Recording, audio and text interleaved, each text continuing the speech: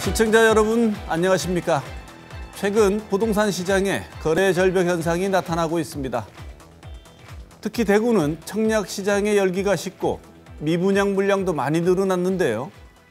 공급 증가와 조정 대상 지역 선정에 이어 대출 규제까지 삼중고를 겪고 있다는 지적이 나오고 있습니다. 대구 집값이 변곡점을 맞은 것인지 숨고르기에 그칠지 관심이 쏠리고 있습니다. 오늘 이슈 인사이드에서는 지역 부동산 시장의 상황을 살펴보고 앞으로 눈여겨볼 사항을 짚어보겠습니다. 또 뇌졸중 아버지를 방치해 숨지게 한 20대 청년 사건 등 지난 한 주간 주목할 만한 뉴스도 살펴봅니다.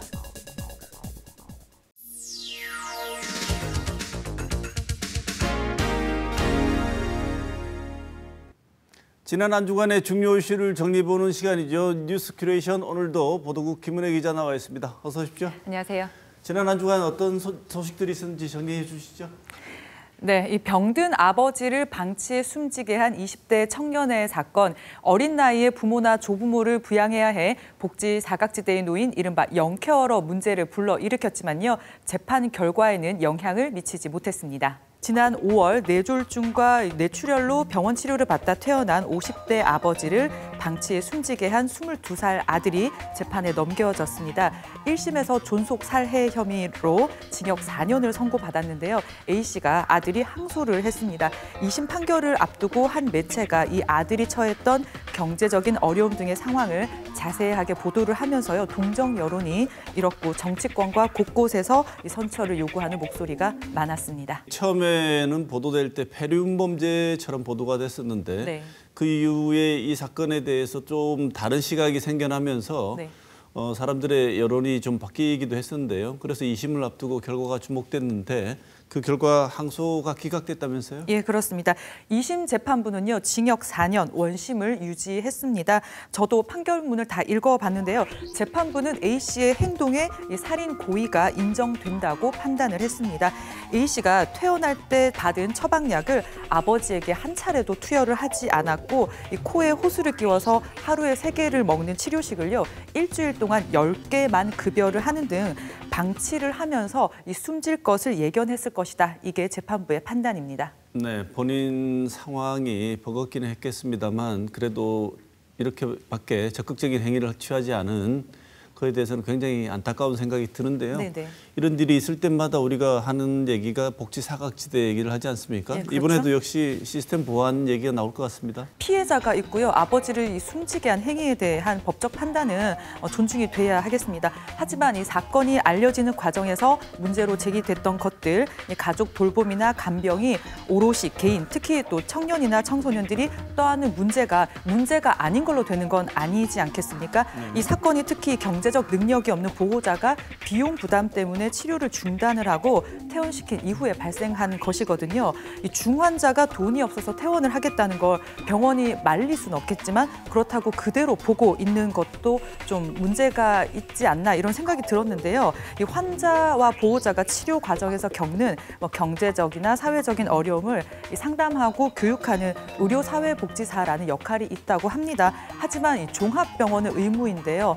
피해자와 아들이 있었던 병원은 종합병원이 아니라서 이런 역할을 하는 복지사도 없었다고 합니다. 그래서 병원에서 퇴원을 할 때 사회에서 어떤 도움을 받으라 이런 안내를 받지 못했다 이런 보도도 봤거든요. 이런 부분이 좀 안타까웠습니다. 당사자가 신청을 해야만 대상이 되는 복지 체계는 문제가 있다. 그리고 간병이나 돌봄을 가족이나 개인이 오롯이 떠안는 것도 문제다. 이런 지적에 대해서는요, 귀를 기울여야 될 것 같습니다. 여러 가지로 우리에게 또 숙제를 던지는 뉴스인 것 같습니다. 다음 소식 전해주시죠. 삼성 라이온즈가 한국 시리즈 진출에 실패하면서 포스트 시즌을 마무리했습니다. 6년 만에 만난 가을 야구는요, 그러나 너무 짧았습니다. 삼성 라이온즈 파크 시대 첫 가을 야구로 기대와 관심을 모았지만 삼성의 포스트 시즌은 너무 빨리 끝나버렸습니다. 코로나19 영향으로 이번 플레이오프는 3전 2선승제로 단축이 됐는데요.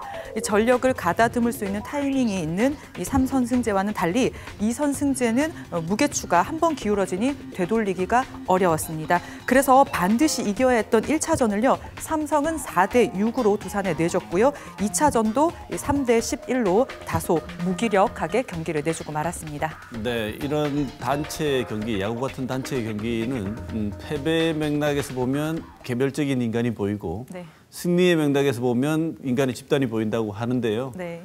결과적으로 보면 여러 포인트에서 삼성의 아쉬운 점이 좀 있었죠. 먼저 1차전은요. 먼저 득점을 내고도 역전을 허용을 했고요. 추가로 득점할 수 있는 기회를 번번이 놓치면서 결국 패하고 말았습니다. 2차전은요. 경기 초반부터 거의 매회 점수를 내주면서 따라잡기가 역부족이었습니다. 팬들도 경기를 참 보기 어려우셨다 이런 말씀 많이 하셨는데요. 정규 시즌 4위인 두산은 앞서서 5경기를 치렀고 외국인 투수도 다 빠져서요. 사실 삼성이 한국 시리즈 진출에 더 유리하지 않겠냐 이런 기대도 많았지만 이루어지지 않았습니다. 플레이오프에서 보인 선수 기용이나 전략의 실패라는 비판도 많이 있습니다.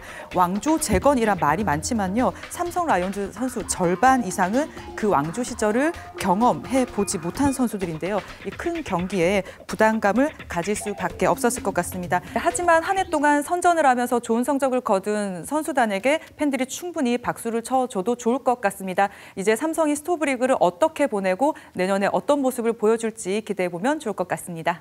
네, 이번 시즌은 라팍에서 가을 야구의 문을 열은 것에 의의를 두고 내년 네. 시즌 기대해 봅니다. 네.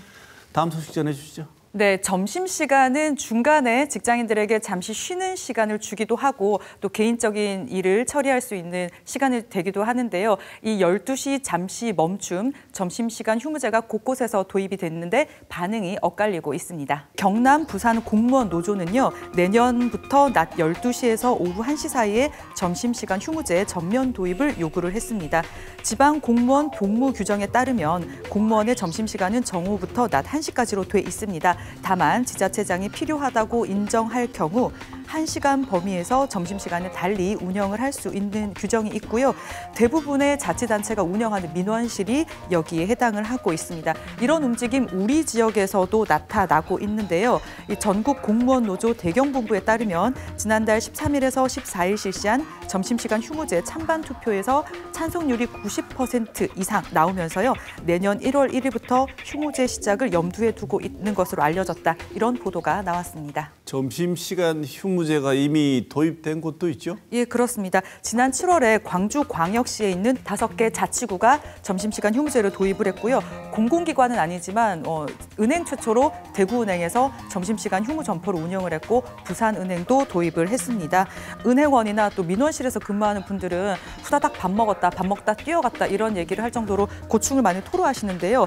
공무원 노조 측은 휴식권 보장을 위해서 점심시간 휴무가 필요하다는 입장입니다. 특히 요즘에 무인 민원기가 많이 보급이 됐는데 민원 업무 대부분이 비대면으로 처리를 할 수 있고요. 점심시간에 교대로 근무를 한다고 하더라도 요청 민원에 맞는 공무원이 없으면 기다려야 되는 한계가 있다. 그런 점을 또 점심시간 휴무제가 필요하다는 근거로 들고 있습니다. 반대로요. 점심시간을 이용을 해서 각종 행정 처리나 금융 업무를 봐야 되는 직장인들 그리고 인터넷이나 무인 민원기 이용이 어려운 고령층들은 점심시간마저 안 되면 어떡하라고 이렇게 난감해하는 반응이 많습니다. 하지만요. 일에 앞서서 이 노동자의 권리 그리고 삶의 질을 보호하는 건 거스를 수 없는 시대적 흐름인 것 같습니다. 저는 이걸 보면서 병원 점심시간이 떠올랐거든요. 병원들 보면 12시 30분부터 2시까지 살짝 점심시간과 걸쳐져 있는데 이렇게 하면서 점심시간에 오신 분들 업무를 봐주고 또 직원들의 점심시간을 보장하는 이런 방법이 있더라고요. 불편과 혼란을 최소화하는 방법으로 보완을 하면서 좀 너도 나도 알차고 즐거운 점심시간을 누릴 수 있게 하는 것도 나쁘지 않은 방법 같습니다. 여러분들은 어떻게 생각하실까요? 시행이 되게 되면요. 네. 처음에는 혼란이 좀 있겠지만 금방 나름의 조정기를 거쳐서 길을 찾아 나갑니다. 처음에 주 5일제 하겠다고 했을 때 나라 망한다고 한 사람들 많았습니다. 마지막 소식 전해주시죠. 네.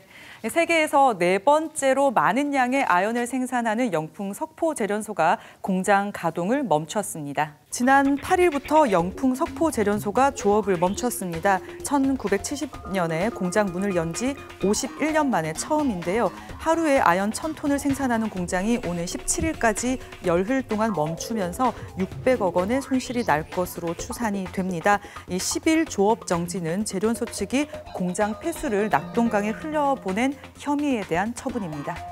근데 이게 폐수 방류가 적발된 게 2018년이잖아요. 네.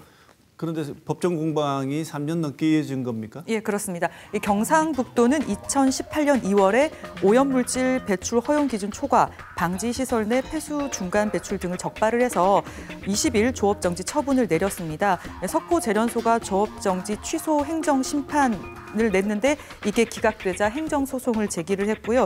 2심까지 거치면서 이 좀 기간 산정이 잘못됐다 해서 조업 정지는 10일로 줄어들었고요. 대법원이 최근에 재련소의 상고를 기각하면서 이 처분이 확정이 된 겁니다. 네, 이 재련소 측은 어쨌든 조업을 중지하게 됐으니까요. 이 기간에 설비 교체하고 친환경 기업이 되겠다 의지를 이렇게 밝히고 있다는데 네.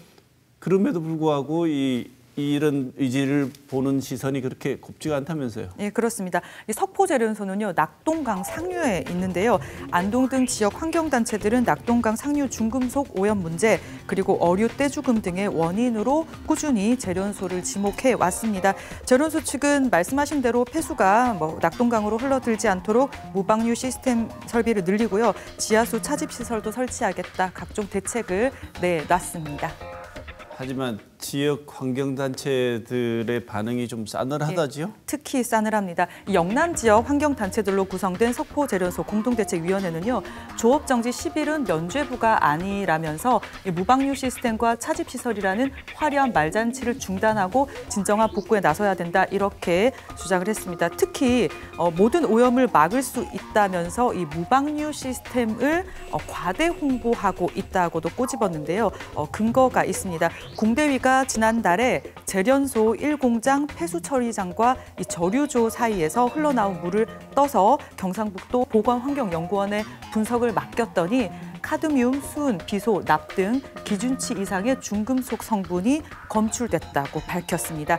환경단체들은요, 지하수 차집 시설도 이 재련소가 낙동강을 사유화하게 된다면서 이전 폐쇄를 요구하고 있습니다.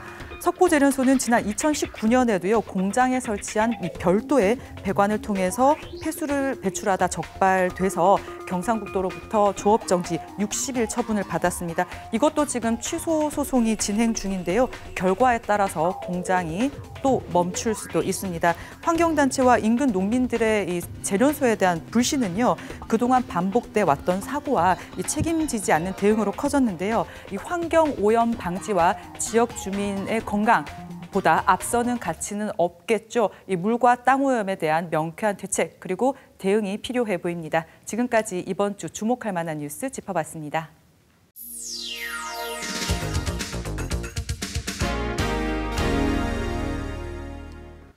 대구 부동산 시장에 거래 절벽 현상이 나타나고 있습니다.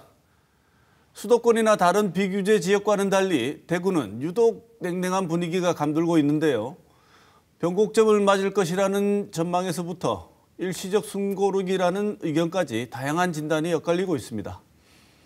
오늘 시사톡톡에서는 지역 부동산 시장이 정확히 어떤 상황인지, 향후 어떤 부분을 눈여겨봐야 하는지 짚어보는 시간 마련했습니다.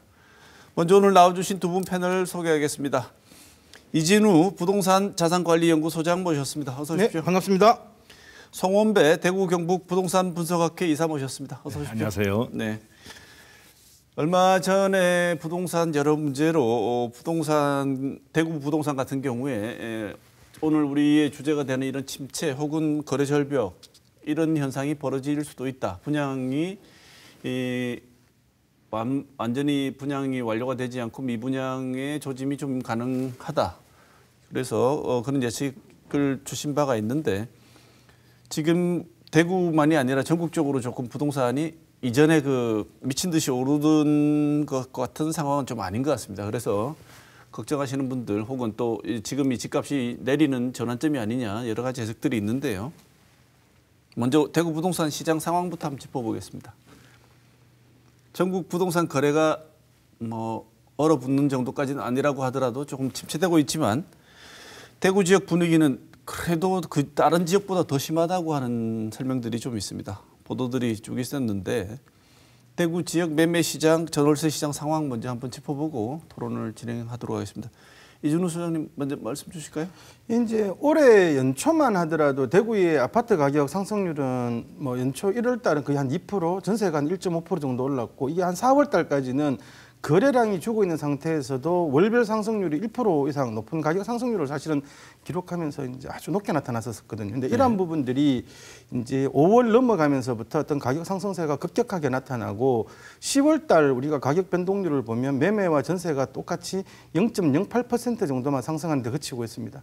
특히 이제 우리가 실소유자 시장이라고 할 수 있는 전세 시장 같은 경우에는 11월 첫째 주에 사실은 마이너스 변동률을 지금 기록을 하고 있고 10월 달에도 한 번 정도 마이너스 주간 단위로 보면 기록을 하게 되면서 지금 시장 전체적으로 보면 어떤 가격 상승세가 둔화되어서 어느 정도 이제 변곡점 기준에 와 있지 않나 그렇게 보여집니다. 이 소장님 보시기에는 변곡점 기준에 와 있지 않나라는 말씀은 내려갈 수도 있다는 말씀이신가요? 지금은 이제 어떤 조정 국면에서 사실 거래량도 사실은 회복이 안 되고 있고 실제 이제 상당수 어떤 여러분들이 저희들한테 이렇게 고민하는 것 중에 4월 달에 집 내놨는데 아직도 안 팔리고 네. 있다. 그래서 지금 매달 얼마씩 떨어뜨리는 대로 심지어는 집도 한 명 안 보러 오고 있다. 이런 이야기가 나오고 있는 걸 보면 실제로는 지금 시장의 어떤 매수세에서는 어떤 시장의 어떤 변화를 기다리고 있는 것으로 보여집니다. 실수요자들도 하락 예상하고 좀 더 하락할 때까지는 사지 않겠다. 네. 전월세 시장, 매매 시장 둘 다 상황이 비슷하다고 말씀을 주셨는데 그러면 우리 송 이사님께는 분양 시장 한번 여쭤보겠습니다. 네. 대구 미분양이 증가한 거 맞지요? 네. 그러면 이렇게 되면 정말 예전에 예측한 것처럼 분양 공급이 과다해가지고 분양 시장이 침체기에 접어든 것 아니냐 이런 이야기가 많은데 어떻게 평가하십니까? 네, 우리 대구의 미분양은 조금 증가했습니다만은 전국적으로 보게 되면은 미분양이 굉장히 감소했습니다. 네. 제가 표를 하나 보여드릴 텐데요. 자, 전국에 보시게 되면은 미분양이 2016년부터 해서 2019년도까지 보시게 되면 미분양이 약 5만 6천에서 5만 8천 세대까지 이렇게 미분양이 있었습니다. 네. 그러다가 이제 2019년도에 이제 미분양이 좀 감소하죠. 그러다가 이제 2020년도에는 19,000세대. 지금 현재 21년 9월에는 지금 13,000세대로 미분양이 감소되어 있습니다. 네. 이 미분양은 역대 최저치입니다. 역대 최저치고요. 근데 여기서 또 특이할 만한 사항은 뭐가 있느냐 하면은 이 미분양 가운데 수도권의 미분양은 1,400세대. 지방의 미분양이 12,000세대입니다. 네. 서울 수도권과 지방의 현격한 차이를 보이고 있고요. 또 여기서 특이할 만한 사항이 또 뭐가 있느냐 하면은 준공 전 미분양과 준공 후 미분양이 있습니다. 근데 준공 후 미분양이 전체에 약 한 8,000세대가 있고 또 준공 이전 미분양이 약 한 6,000세대 되겠죠.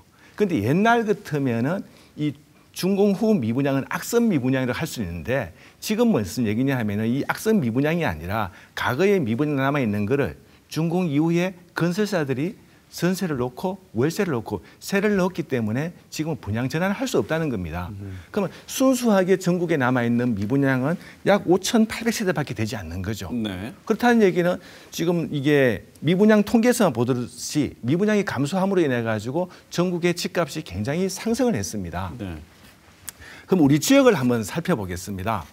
우리 지역의 미분양도 보시게 되면은 2020년 작년 초에만 하더라도 미분양이 한 1,500세대, 1,700세대 하다가 작년 연말부터 미분양이 급격하게 감소했습니다. 네. 그리고 올 초에는 미분양이 아주 정점을 찍었죠. 그리고 올 초에만 하더라도 이 소장 얘기하신 것처럼 집값이 많이 상승을 했었습니다.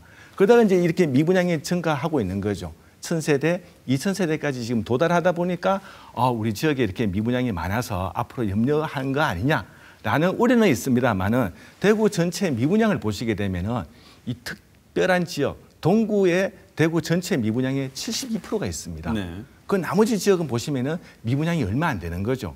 특히나 달서구는 미분양 1세대, 서구 남구는 미분양이 한 세대도 없습니다. 네. 그렇다는 얘기는 우리 동구의 미분양이 많음으로 인해 가지고 우리 대구 시내 전체의 청약률과 계약률도 좀 다소 떨어지는 영향을 있기는 한데 이런 전국적으로 봤을 적에 미분양 5,900세대 가운데 대구가 2,000세대 굉장히 많은 물량이죠. 그렇다는 얘기는 우리 동구 지역은 오히려 미분양 관리 지역을 지정하거나 오히려 조정 대상 지역 해제도 검토해야 될 시점이라고 이렇게 보여지기도 합니다. 네. 지금 결과적으로 송 이사님 말씀을 들어보면 대구 지역 전체를 두고 미분양이 되고 있어서 대구시 전체 분양 시장의 축소와 우려를 해야 되는 상황까지는 아니다. 네. 특정 구의 문제다, 동구의 문제다라고 말씀 주셨는데, 그런데 소장님, 대구의 이 청약률 앞으로 이제 이 분양 시장에 참여하겠다는 이 의지를 보여주는 거지 않습니까? 그다음에 계약률을 보면 이 두 지표는 지금 송 이사님 말씀하신 것처럼 걱정하지 않고 그래도 별로 특정 지역의 문제지 전체 문제로 확대해서 가는 거는 무리가 있다고 보시는 견해에 동의하십니까?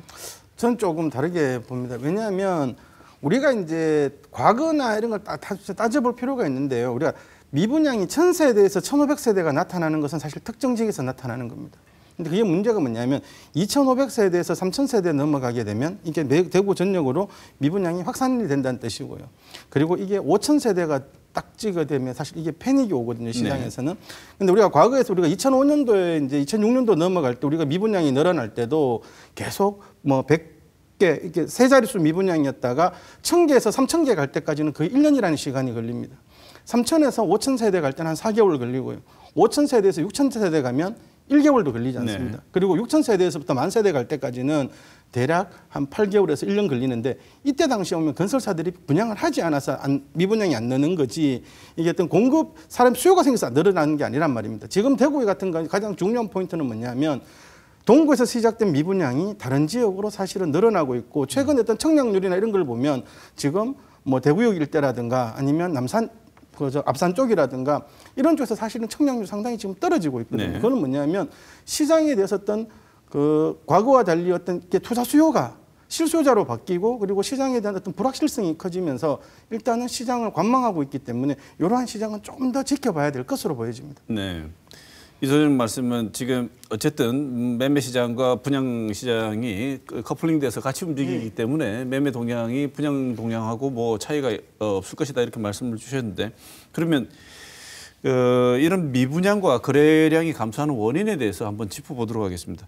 송 여사님 말씀하실 때 미분양은 아직 우리 지역의 특정 지구 동구 지역을 제외하고는 걱정할 상황이 아니다 말씀을 주셨는데 그럼 미분양 발생 원인 거래량 감소 원인이 어떤 건지 말씀을 좀 주시고요. 수급 측면에서 공급이 너무 과잉이 되지 않았냐 이런 우려들이 있는데 어떻게 보시는지요? 네, 현재 미분양이 이게 지역적으로 보게 되면 동구에 많이 몰려 있다고 말씀드렸지 않습니까? 네. 이 동구에서도 보면은 좀 또 특정 지역에 몰려 있습니다. 네. 아직까지는 우리 시내권에 분양했는 단지를 보게 되면 그다지 미분양이 많지가 않고요. 또 그런 미분양 단지의 특성이 뭐냐 하면은 요즘 우리가 별로 선호하지 않는 소형 평형대에 네. 또 미분양이 몰려 있기도 하고 또 최근까지 분양이 또 잘 됐던 이유 중에 하나가 주변 시세보다 분양 가격이 좀 저렴했습니다. 그런데 네. 지금 미분양 나는 단지를 보게 되면은 주변 시세보다 좀 비싸요. 비싸다 보니까 수요자들이 잘 안 들어가게 되는 겁니다. 그리고 이제 이렇게 또 거래량이 감소하게 되는 원인은 뭐냐 하면은 아무래도 우리가 이제 수급 사항을 얘기하고 있는데요. 우리가 이제 입주 물량, 공급 물량 얘기 많이 하고 있습니다. 네. 제가 우리 표를 하나 또 보여드리겠습니다. 우리 대구는 보게 되면은 이렇게 공급이 적을 적에는 또 입주가 많았고 또 입주가 또 적어지니까 또 공급이 많아지고 이런 패턴을 이렇게 보여왔습니다. 네. 대구는 다른 지역하고 달리 항상 입주가 많으면 공급이 줄었고 공급이 줄 적에는 또 입주 물량이 좀 늘어나서 이런 밸런스를 유지해 왔습니다. 그런데 우리가 이제 2018년도부터 해서 이렇게 공급이 굉장히 많이 증가하고 있죠. 약 한 11만 세대 정도가 지금 2018년도부터 분양이 되고 있는 것 같습니다. 그런데 이 11만 세대 가운데 지금 대구에 미분양은 2,000세대밖에 지나지 않는 거죠. 지금 남아있는 게 2%도 채 지나지 않습니다. 네. 그렇다면 이건 누군가가 다 분양을 받았다는 얘기겠죠. 네. 그러면 이제 앞으로 이제 입주할 물량이 얼마냐? 이제 빨간 선입니다. 올해는 약 한 16,000세대가 입주를 하게 되겠고요. 내년도에 2만 세대, 23년도에 약 34,000세대 이제 입주를 앞두고 있습니다. 그런데 이 입주 아파트가 미분양이 아니라 누군가는 다 샀는 거죠. 그러면 샀는 사람은 누구냐? 무주택자가 사기도 하시고 또 처분 조건부로 사신 분, 또 예전에는 또 다주택자분도 사신 분이 계십니다. 그러면 사실은 이제 이분들이 언젠가는 입주를 하게 되면은 그 살던 집을 전세 놓거나 또 아니면 살던 집을 이제 처분하고 와야겠죠. 네. 그러면 오히려 이제 이 처분하는 거를 어떻게 될까 이 시장에 대해서 이렇게 약간 불안해하는 요소가 있기 때문에 현재 가격은 좀 정체 중에 있고 거래는 좀 떨어져 있는 걸로 보여집니다. 네, 지금 송 여사님 말씀 종합하면 공급 과잉으로 볼 수 없다. 입주 예정자가 지금 대기 중 상태이기 때문에 분양은 완료가 됐다. 네. 이후에 입주하고 난 뒤에 입주자들이 살고 있던 주택이나 아파트에 물량이 쏟아질 때 그것이 영향을 줄 수는 있으나 아파트 신규 공급이나 분양 시장이 현재 위기를 맞이한 상황은 그렇게 볼 수 없다. 네, 현재까지는 그런데 네. 23년도에 이제 입주 물량이 많기 때문에 그 앞두고 이제 내년부터는 이제 조정 약간의 국면이 나올 조정이 수도 있다. 올 수 있겠죠. 네. 근데 내년 상반기에 올 것인지 내년 하반기에 올 것인지는 조금 더 지켜봐야 될 것 같습니다. 네, 송 여사님 의견에 이 소장님 어떻게 보십니까? 일단은 아까 송 이사님 말씀하신 것처럼 그 대구만 그런 게 아니고요. 항상 분양 물량하고 그 입주 물량은 항상 반비례를 합니다. 왜냐하면 분양이 많아지고 입주가 많아지면 당연히 그때는 당시에 분양을 하지 않습니다. 그래서 우리가 투자 격언 중에 우리가 매매 가격은 그 분양 물량에 비례하고 입주 물량에 반비례한다고 합니다. 왜냐하면 분양 물량이 왜 비례를 하냐고 하면 시장이 좋으니까 분양을 많이 하는 거고요. 입주가 많아지면 당연히 시장에 공급이 많으니까 가격이 떨어지는 패턴을 가지게 됩니다. 근데 이제 지금 우리가 봐야 될 것들은 거래가 주로 갔던 게 왜 주로 들어갔겠습니까? 실제로는 거래가 하는 것은 매수자와 매도자가 어떤 가격 괴리감 때문에 사실 나타나는 현상이거든요. 네. 실제로 지금 상당수 어떤 분들이 지금 내가 집을 팔고 싶어도 사실은 팔지를 못하는데 그래서 저한테 이렇게 물으십니다. 내가 집을 팔고 싶은데 어떻게 팔까요? 이게 주택 가격은 사다리와 똑같습니다. 우리가 예를 들어 사다리를 갈 때 이 가격에서 여기를 밟고 올라가지 않습니다. 여기 밟고 이렇게 밟고 올라갑니다. 네. 그래서 우리가 어떤 가격이 올라갈 때는 내가 1억을 했는데 1억 1천에 누군가가 매각을 하면 다음에 이게 1억 2천이 되는 거거든요. 네. 근데 그 다음에 1억 3천이 되고 이렇게 사실 우리가 분양 가격을 올렸고 아파트 매매가를 사실 올려왔단 말입니다. 반대로 떨어질 때도 똑같습니다. 1억짜리가 9천만 원 내놔놨을 때는 이게 9천만 원이 거래가 되면 떨어질 때는 다시 9천만 원의 거래가 되는 것이 아니라 8,500, 8천에서 거래가 되거든요. 네. 그래서 차라리 남들 시세처럼 맞추지 말고 차라리 내가 빨리 팔고 싶으면 차라리 좀 더 북한 밑으로. 한 칸 더 밑으로 네. 가서 지금은 처분하셔야 된다. 그 이유는 뭐냐면 시장에 우리가 한 번도 시장의 어떤 공급량을 이겨내 본 적이 없거든요. 네. 우리가 2016년도 같은 경우도 사실은 대구에 2016년도에 그 물량이 많아지면서 달성군 중심으로서 대구 전역으로 사실 가격 하락을 가져왔고 지금과 같은 어떤 거래량이 급격하게 감소를 했었습니다. 그리고 이러한 부분들이 소위 말해서 초이노믹스를 통해 갖고 LTV도 올라가고 여러 가지 어떤 시장의 붐을 타면서 가격이 다시 올라갔고 지금까지 조정 없이 오게 되는데 우리가 가장 중요한 것들은 뭐냐면 시장에서는 우리가 어떤 정부 정책이나 이런 것들도 중요하지만 물량에 따라서 반드시 어떤 이런 리스크를 가지게 됩니다. 실제 대구가 지금 뭐 11월 달에 사실은 전세 가격이 일부 조정이 들어갔던 이유도 뭐냐면 11월 달에 대구의 입주 물량이 5,800개 정도가 됩니다. 이게 입주 아파트도 사실은 중요하지만 이 입주 아파트 주변에서부터 가격이 무너지기 시작을 합니다. 네. 아까 이제 우리 송은배 이사님께서 뭐 지금 집을 다 샀으니까 상관이 없다라고 하는데 이게 사실은 더 큰 문제입니다. 우리가 과거에는 어떤 특정 지역의 미분양이었기 때문에 이렇게 건설사가 할인 분양을 하든 전세를 놓으면 해결할 수 있었습니다. 지금은 집주인들 입장에서는 집을 다 사갖고 있습니다. 자, 이 11만 세대가 다 미분양, 무주택자였을까요? 실제로 대구를 떠나서 아니면 뭐 전국적으로 무주택자는 사실은 지금 집 사기가 상당히 어렵습니다. 왜냐하면 중금다리가 지금 사라진 상태에서 내가 전세금을 가지고 전세금도 다 대출인데 어떻게 집을 삽니까? 대부분이 그 정도 여력이 있는 사람 아니면 내가 어떤 갖고 있는 사람들인데 이 사람들이 새 집으로 넘어갔을 때 어떻게 될까요? 기존 주택이 매물로 나와야 됩니다. 네. 그렇게 뭘까요?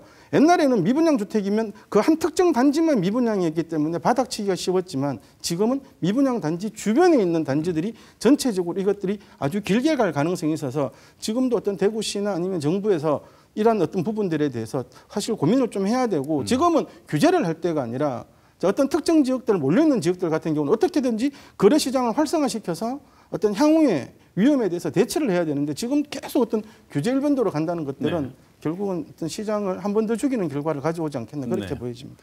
지금 이 소장님 방금 말씀을 하실 때 규제 말씀하셔서 이 질문을 추가적으로 더 드리면 중간에 사다리를 없애버렸다고 하셨는데 실제 실수요자들이 구매할 수 있는 그 단계를 없애버렸다는 말씀으로 저는 이해를 했는데 그 중에 가장 대표적인 게 지금 대출 규제가 있지 않습니까? 이 대출 규제를 해버리면 중간에 말씀 주셨지만 실제 실수요자들이 구매를 하기가 굉장히 어려워졌다 이런 말씀이시죠? 예, 이제 사실은 우리가 실수요자들이라고 하시는 분들이 제일 처음에 이제 월세 살다가 전세로 갔던 시드머니를 만들어서 또 그 시드머니를 가지고 어떤 대출을 만들어 갖고 내가 집을 사러 가고 이렇게 해야 되는데요. 지금은 이제 그런 어떤 상황들이 힘들어져 버렸던 가장 큰 이유가 뭐냐면 최근에 한 10년 가까이 계속 가격이 오르기만 했었습니다. 네. 오르는 사이에 자, 어떤 사람들은 어떤 조정 국면을 사실 기다리고 있었던 사람들도 있었을 거고 그리고 좀 더 좋은 조건을 기다리고 있었는데 어느 순간 딱 와버리니까 집값이 너무 많이 올라가 버린 거예요. 근데 과거에는 어떤 전세 자금 자체가 다 내 돈이었거든요. 네. 근데 지금은 전세 자금 대출을 통해서 전세가 다 자기 돈이 아니란 말입니다. 그럼 어떤 이 시드머니를 가지고 내가 대출을 내야 되는데 지금은 뭐 대출을 하러 가면 지금 LTV의 어떤 규제로 받는 것도 있겠지만 또 내년부터는 또 DSR 규제까지 같이 들어가게 되면 지금 집 없는 사람이 이제 집을 산다는 것은 현실적으로 상당히 어려워진 지금 사실 이런 어떤 사다리 자체를 없애버린 것도 있지만요. 또 하나는 징검다리도 사실은 없애버렸었습니다. 과거에는 일시적인 이주택자가 아니라 이주택자들도 내가 작은 집에 살면서 내가 큰 집을 이사 가기 위해서 어떤 징검다리를 만들어 가는 적도 있었는데 이러한 부분들까지도 지금 정부에서 이주택자들 규제하고 대출을 규제해 버리면서 이 사람들은 사실은 투기꾼이 아니거든요. 근데 이런 어떤 조항들까지 지금 다 들어가 버리니까 지금은 주거 사다리는커녕 주거 징검다리까지 없애버렸기 때문에 지금은 집 사기가 가면 갈수록 더 힘들어진 상황입니다. 네. 우리가 집을 공급하는 쪽에도 정부에서는 실수요자한테 집을 공급하겠다. 네. 대출해 주는 것도 실수요자한테 대출이 필요한데 쓰이도록 하겠다. 네. 얘기했습니다. 그런데 지금 현재 우리가 이제 분양 아파트를 보게 되면은 대부분 이제 무주택자들이 청약을 받는 제도인 거죠. 네. 그리고 실질적으로 이제 계약자들을 연령대를 보게 되면은 30대의 계약자 연령대 비율이 지금은 현재 한 50에서 한 60%를 차지하고 있습니다. 네. 이 젊은 사람들이 지금 내 집 마련 하나 하겠다고 이렇게 많이 이 시장에 뛰어드는 거죠. 그렇기 때문에 이거를 우리가 다 투기다라고 볼 수는 없는 거고요. 30대들도 지금 내 집 마련하기 위해서 최근 한 2, 3년 전부터 이 시장에 많이 들어와 있고요. 또 이제 이분들이 이제 대출도 이제 필요한 부분입니다. 그래도 이제 신규 분양 시장에서는 과거에 비하면은 이제 대출량은 떨어져 있습니다만은 그래도 이런 실수요자 시장에서는 적정한 또 대출은 해주고 있습니다. 네, 그래서 이 여전히 시장은, 가능하다. 네, 투기 시장이 아니라 현재까지는 어떤 실수요자 위주의 시장이었다고 저는 보고 있습니다. 네, 그러면 지금 제가 그럼 한 말씀만 드릴게요. 네. 자꾸 실수요자 시장이라고 하는데 우리가 과연 분양 시장이 실수요자 시장이었을까요? 무주택자 시장이라고 해서 그 많은 딱지가 거래가 되고 이런 게 왜 그렇게 이루어졌겠습니까?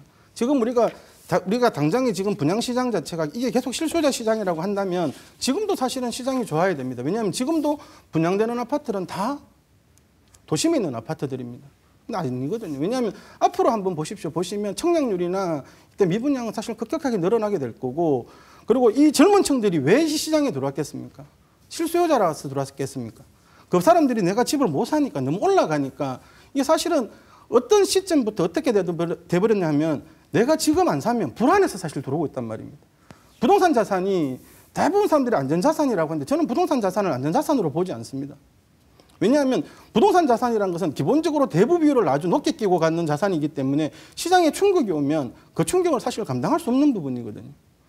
그래서 지금 가장 안타까운 게 뭐냐면 이 젊은 층들이 가계대출이 안 되니까 전부 다 사업자 대출을 통해서 집을 사기 시작을 합니다. 이 사업자 대출은 지금 80%까지 나오거든요. 네. 그래서 이러한 부분들을 봤을 때는 과연 이 사람들이 과연 이 불안이나 이런 것들 때문에 어떻게 불안 심리로 오는 게 더 많기 때문에 무조건 이걸 실수요자 시장이라고 해서 이 시장이 안정적이라고 말하는 부분들은 잘못하면 사실은 시장을 더 왜곡시킬 수 있다고 저는 보여집니다. 네, 그 지점은 우리가 이 지금 상황을 어떻게 볼 것인지를 정리하는 때 다시 조금 더 토론하기로 하고요. 두 분의 견해 차이가 조금 있으신 것 같은데 그래도 동의하시는 부분은 뭐냐면 이 송 여사님도 지금 우리가 보고 있는 이 부동산 시장이 조정 국면이다는 동의하시죠? 네, 그렇습니다. 이 조정을 받는 직접 원인이 뭐라고 생각하십니까? 사실은 우리가 가격이 많이 올랐지 않습니까? 전국적으로 많이 올랐고 우리 대구도 많이 올랐습니다. 다시 제가 또 이거 표를 하나 준비했는데요. 자, 우리가 실거래가 지수입니다. 네. 자, 우리가 6년도부터 해서 아파트 거래되는 것은 이제 실거래가 신고를 하게 되고 이것을 다 이제 지수로 나타내는 건데 전국적으로 한번 봐주십시오. 부동산은 약간 조정되기는 합니다만은 장기적으로 봤을 적에는 전체적으로 다 우상향을 하고 있습니다. 그리고 이제 특히 대구도 많이 올랐고 서울 또 최근에 경기도도 많이 올랐죠. 지난 1년 동안 우리 실거래가 지수도 대구가 20% 올랐습니다. 경기도는 지금 34% 올랐네요. 네. 전국적으로 이렇게 많이 올랐고 이 상승폭도 굉장히 최근 한 2년 동안 가파르게 상승을 했습니다. 자, 이렇게 가격이 많이 올랐기 때문에 지금 뭐냐 하면은 자, 이렇게 많이 올랐기 때문에 약간의 숨고르기 장세, 네. 조정 장세는 좀 이제 들어가 있는 거죠. 자, 네. 우리가 생각해도 너무 많이 올랐다. 그래서 지금은 좀 기다려보자. 자, 기다려본다고 해서 조금 조정은 되겠습니다만은 이 그래프를 보시게 되면은 전체적으로 부동산 시장은 항상 우상향하기 때문에 시간에서 이 부동산이 시세 차익이 난다고 볼 수도 있겠습니다. 알겠습니다. 송 이사님 보시는 이유는 너무 많이 올랐으니까 잠깐 기다려보자. 숨고르기의 심리가 작동을 해서 일단은 진행되고 있는 과정이 지금 침체처럼 보이는 조정받는 시점이다. 네, 그렇습니다. 이 소장님, 이 견해에는 동의하십니까? 일단은 부동산 가격은 우상향을 그린다는 데 대해서는 저는 동의는 같이 합니다. 그건 기본적으로 근데 시간을 보면 기본적으로 우상향을 그리지만 우리가 이제 부동산 시장에서 저는 이걸 이제 데이터로 연구한 지가 한 20년 정도 됐는데요. 20년 동안 내렸던 결론은 뭐냐면 시장에서는 공급에서 절대 이기는 적이 한 번도 없었다라는 겁니다. 네. 왜냐하면 우리가 이제 이 공급이 많았을 때는 반드시 그 조정을 받았고 그 조정받는 기간이 사실은 문제였거든요. 우리가 이제 단적인 예로 우리가 2008년도 자꾸 이야기를 하면 금융위기 때문에 사실은 가격 조정받은 것처럼 대부분 이야기하시는데 2008년도와 97년도는 전혀 다른 상황입니다. 97년도에는 우리가 IMF가 왔었을 때는 이게 금리가 막 20%까지 올라가 버리면서 부동산 시장에 직격탄을 줘서 가격을 떨어뜨리는 게 맞고요. 2008년도는 사실 금융위기는 지금의 어떤 이런 부동산 시장을 호황을 만드는 하나의 계기점이 됩니다. 일시적으로 충격은 있었지 모르겠지만 실제 대구는 2008년에 조정이 들어갔는 것이 아니라 2006년 8월부터 조정이 들어갔습니다. 그건 왜냐하면 2006년 8월부터 입주 물량이 증가하면서 조정이 들어갔고 2008년도에 대구가 사실은 조정을 최고 많이 받게 되는데 사실은 금융위기가 아니라 대구의 당시에 입주 물량이 2만 호가 넘었기 때문에 네. 그리고 또 하나는 당시에 입주 물량이 사실 2만 호가 거의 3만 호 가까운 입주 물량이 있었고 미분양이 한 2만 호 정도 되면서부터 이 조정이 본격화됐고 이러한 조정이 2011년도까지 가게 되거든요.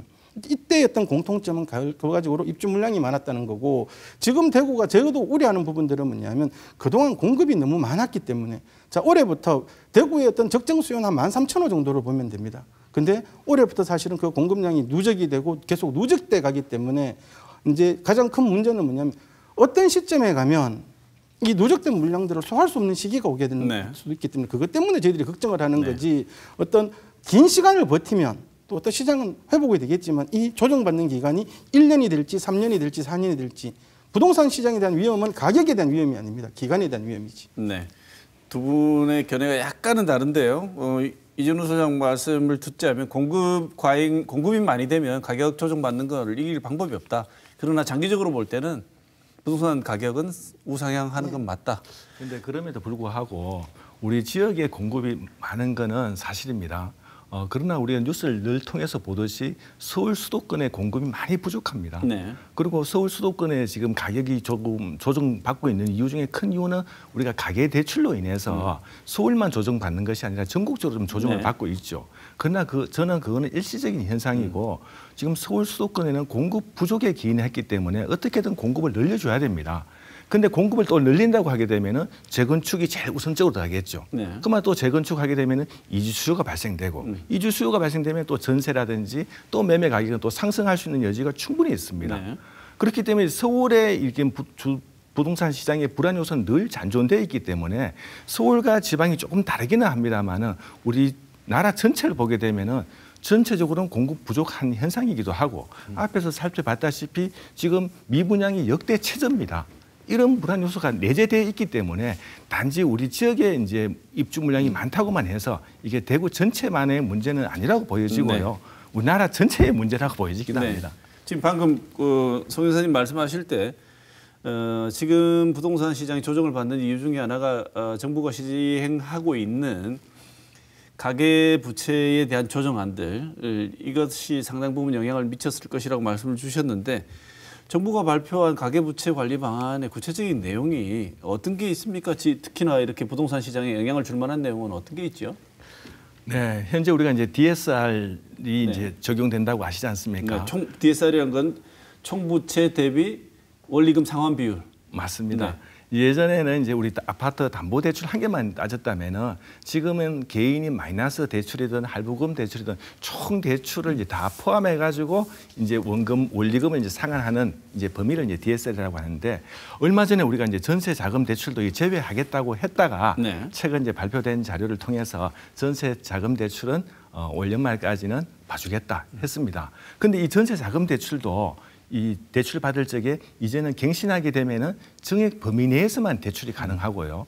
또 지금 신규로 이제 전세 대출을 받을 적에도 예전에는 살면서도 대출이 가능했다면은 이제는 입주 전에만 대출 신청이 가능합니다. 네. 그리고 이제 또 특히 이제 올해하고 내년 달라지는 게 뭐냐 하면은 현재는 규제 지역에 6억 초과되는 대상의 아파트만 DSR을 적용했다면은 내년 1월부터는 2억 넘어가면은 DSR을 적용받고 또 내년 7월부터면은 총 대출 금액이 1억이 넘어가게 되면은 전부 다 전 국민이 다 DSR 적용을 받습니다. 네. 그래서 이제 소득이 없거나 아니면 현금이 없다면은 앞으로 이제 집 사기가 훨씬 더 어려워지는 부분이 있겠고요. 그리고 이제 또 특히나 우리 분양 시장에서 많은 사람들이 좀 걱정하고 있는 게 있습니다. 이 부분도 뭐냐 하면은 내가 이제 입주를 앞두고 있는데 이 잔금 대출에서도 이 DSR을 적용받는 거 아니냐 이런 우려가 있긴 한데 이 분양건에 대해서는 초기에 대출 받았는 범위 내에서는 이 대출이 가능합니다. 그러나 예전에는 우리가 입주할 무렵에는 이 분양가가 아니라 KB 시세로 대출을 해줬습니다. 그래서 실질적으로 이 분양 금액이 5억이었는데 입주할 무렵에 10억이다. 그러면 이 10억에 대한 LTV를 내줬습니다. 50%라면 5억을 대출해줬죠. 그런데 이제는 정부에서 대출을 규제하기 위해서 최초 분양했던 이 5억 가격에 따라서 이 LTV 비율대로 대출을 해주고 있기 때문에 옛날만큼 대출이 늘어나지는 않습니다.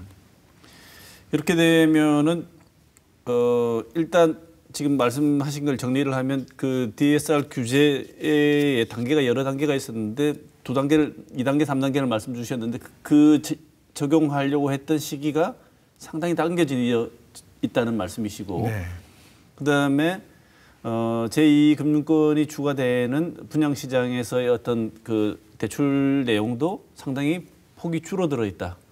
이렇게 말씀 주셨는데 그렇게 되면 부동산 시장에 구체적으로 어떤 상황이 벌어지게 됩니까? 아무래도 이제 이 서민과 이제 청년들이 또 내 집 마련할 수 있는 소장님도 말씀하셨다시피 이 사다리 올라갈 수 있는 이제 사다리가 이제 걷어 차지는 택인 거죠. 지금 어떻게 보면은 우리가 소득이 많거나 현금이 있는 사람은 집을 사기가 용이하겠지만 사실 소득이 적거라든지 아니면은 현금이 없다면은 집 사기는 훨씬 힘들어지겠죠. 현찰을 가지고 있지 않은 사람은 진입하는데 굉장한 어려움을 겪을 수밖에 없다.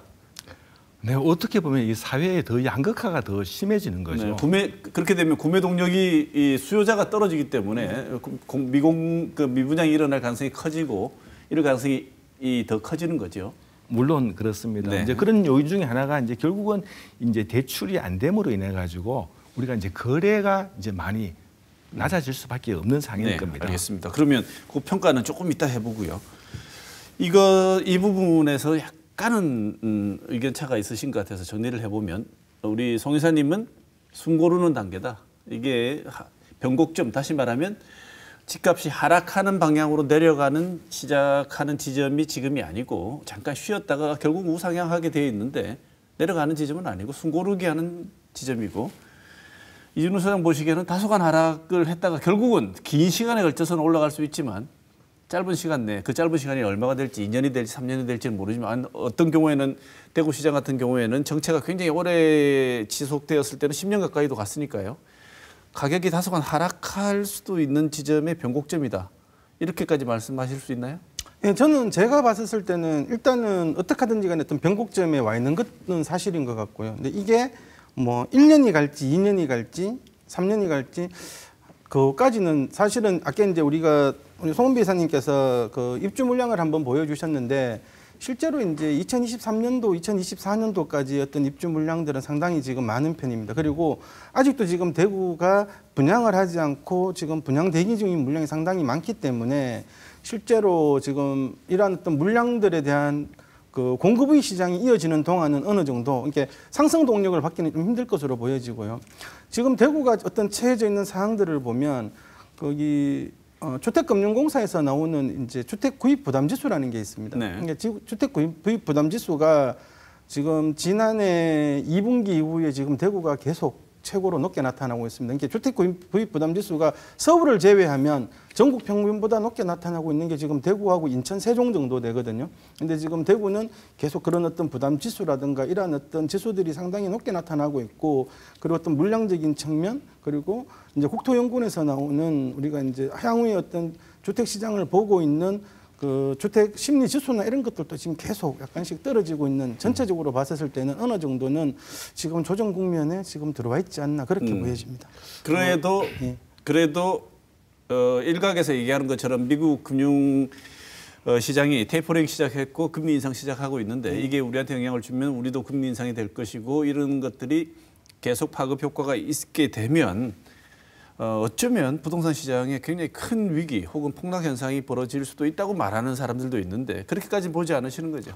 부동산 시장에서 폭락을 이야기하는 사람은요, 사실은 상업용 시장이나 이런 쪽에서는 사실은 폭락이 올 수 있습니다. 근데 중요한 건 주택 시장에서는 결코 폭락이 쉽게 오지 않습니다. 그 이유는 뭐냐면 내 집 그 아파트 단지에 살고 있는 사람들 중에 주인이 한 70~80% 정도 되고 있고, 그리고 실제 우리나라의 어떤 주택 시장이라는 부분들은 이게 가격이 올라갈 때는 이렇게 우려하지만 내가 거기에 들어가 버리면 다 동참을 하게 되거든요. 네. 왜? 내 가격을 올려주는 거니까. 네. 그래서 이제 방어도 사실은 하게 됩니다. 지금 왜 대구에 있던 주택 가격이 이렇게 거래가 안 되고 있음에도 불구하고 왜 가격이 안 떨어지겠습니까? 그동안 집을 갖고 있는 사람들이 그 실현한 수익이 많거든요. 네. 그렇기 때문에 그거를 버티는 힘이 사실은 과거보다 좋아져가 있다는 거지, 사실은 그런 부분들은 아니라고 보여집니다. 폭락까지는 있을 가능성이 없다. 점을 얘기할 수 있는 네. 이 표를 한번 오늘 보여드리겠습니다. 정말 그 숙제를 잘 해오셨습니다. 네.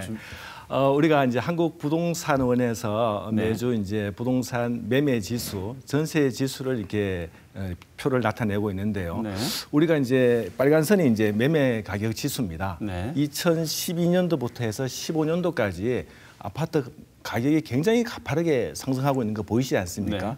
그러다가 이제 2015년도를 정점으로 해서 가격이 좀 꺾였습니다. 그건 왜 그러냐 하니까 2016년도, 2017년도에 다시 그 입주 물량이 많이 증가했습니다. 네. 그 당시에 뭐 27,000세대, 24,000세대 계속 뭐 연년이 이제 입주 많다 보니까 가격이 좀 조정이 되는 상황이 보이죠. 네. 그래서 2016년도부터 해서 2019년까지는 굉장히 좀 행보 장세입니다. 네.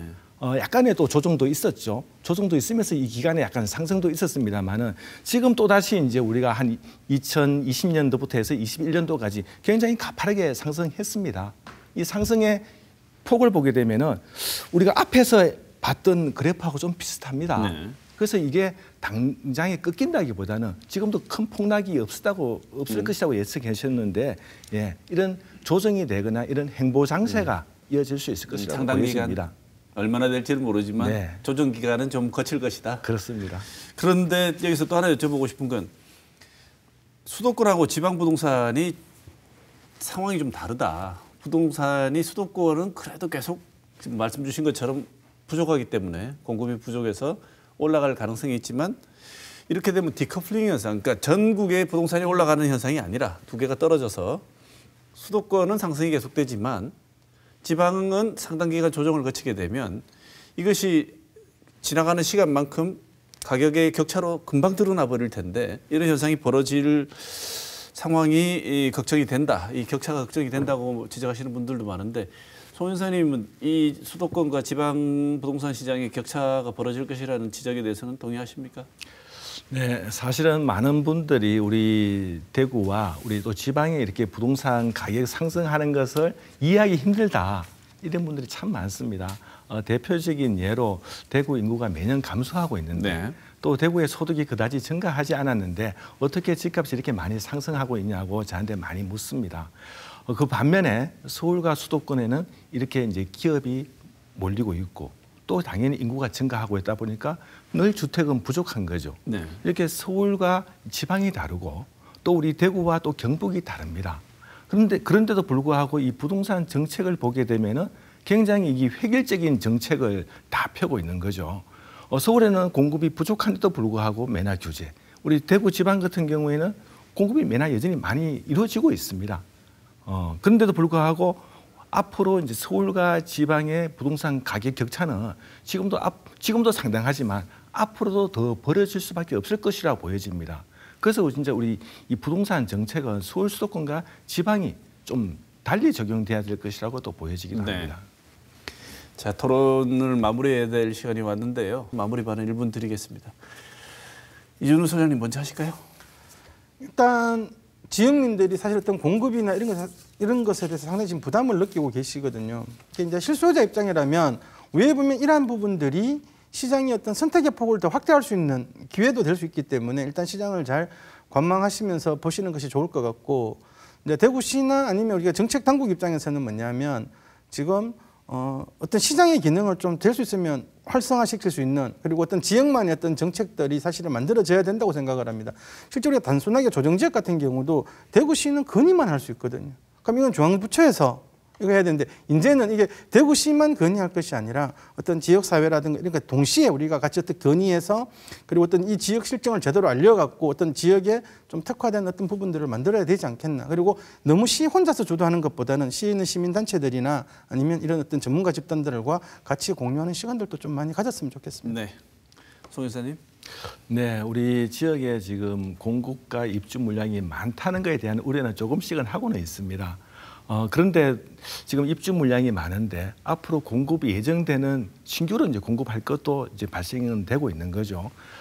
이런 상황에서 앞으로도 이제 공급이 예년만큼 뭐 3만 세대씩 공급된다면은 우리 대구 시장은 장기적으로 봤을 적에는 좀 침체로 갈 우려가 있습니다.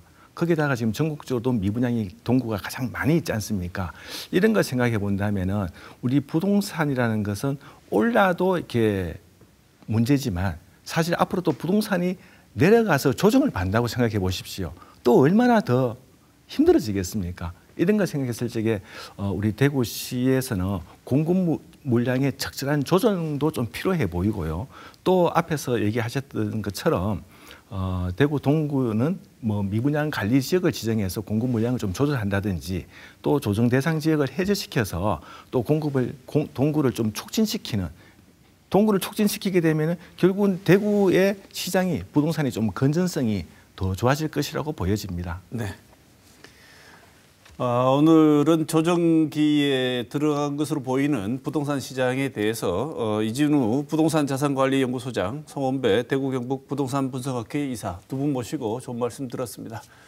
오늘 토론 두 분 감사드립니다. 고맙습니다. 네, 감사합니다.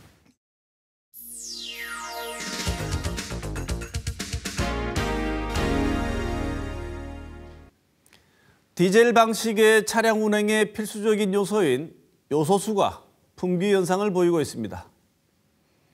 요소수를 구하기 위해 길게 늘어선 차량의 행렬은 예전 마스크를 기다리던 줄처럼 우리를 서글프게 합니다. 공급 부족의 원인이 중국의 생산량 감소에 있다고 변명하더라도 우리 정부의 안일한 대처와 비싼 수업료 운운하는 언급은 어처구니가 없습니다. 이런 와중에 정치권에서는 이른바 전해전쟁이 벌어지고 있습니다. 전 국민에게 방역지원금이라는 명목으로 15조 원의 돈을 풀자는 여당과 당선이 되면 피해본 자영업자들에게 50조 원의 지원금을 주겠다는 야당이 서로를 포퓰리즘이라 부르며 비난하고 있습니다. 선거를 앞둔 텅 빈 소리라고 아무리 접고 생각해도 도대체 이들 정치인의 눈에는 구체적인 고통 앞에서 힘들어하는 사람들이 안 보이는 모양입니다. 그런 빤히 보이는 수 정도는 이제 우리 국민도 다 알고 있으니 요소수 사태와 같은 국민의 삶과 구체적으로 관련된 일들에 대해 본인들은 무엇을 준비하고 있는지 그것을 제발 좀 알려주시기 바랍니다. 이번 주 시사톡톡은 여기서 마치겠습니다.